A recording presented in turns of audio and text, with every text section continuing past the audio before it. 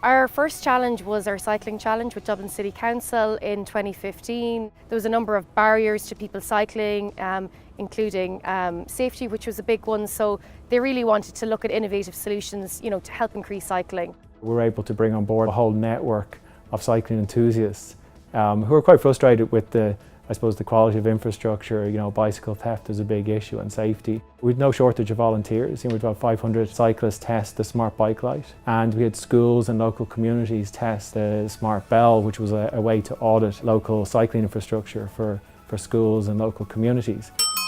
The Liberty Bell is a smart bicycle bell, and it's also a field research platform. We wanted an easy way for a whole lot of different people in society to be able to report issues, whether they're positive or negative, that every time they ring the bell, it'll create a record on a database when and where they rang the bell, and then it'll ask them why they rang the bell. The people who can make the biggest difference to people cycling are actually transportation planners and urban designers and transport engineers. And the more they can understand the importance of some of these issues, the more confident they will feel in allocating what might be meagre resources for cycling. I think we help collect enough data and some personal insights that will make it easier for them to make these decisions that will make it better for cycling.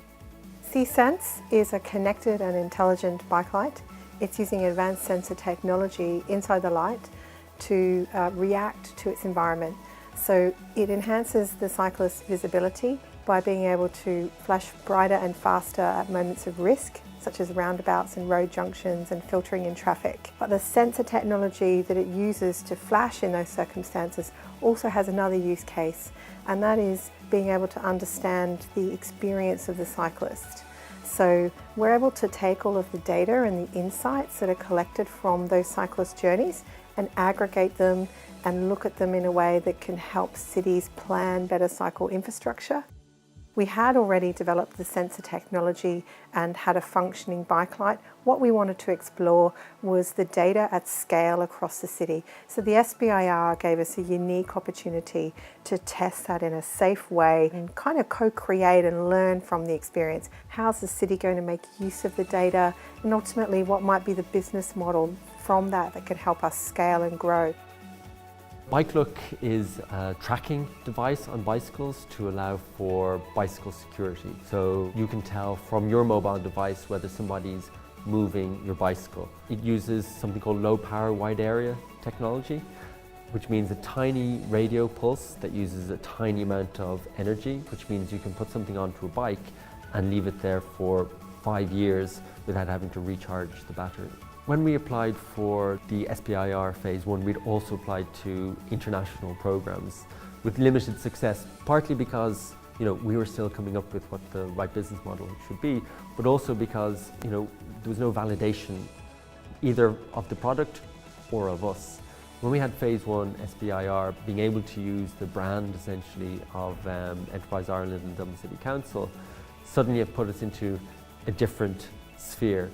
And then we began to get more traction with the market, i.e. with corporates, but also with international accelerators. We responded to the Dublin City Cycling Challenge with an idea that we were going to try and do something for the environment, and we designed a sign system that would be triggered by cyclists coming by and warn traffic that there is someone in the area. I've recommended several businesses to go through the SBIR process to see if they're fit for business, and it gets you positioned then for your market, because you have to persuade the first customer, and if they're happy, you've got your tools to go to market.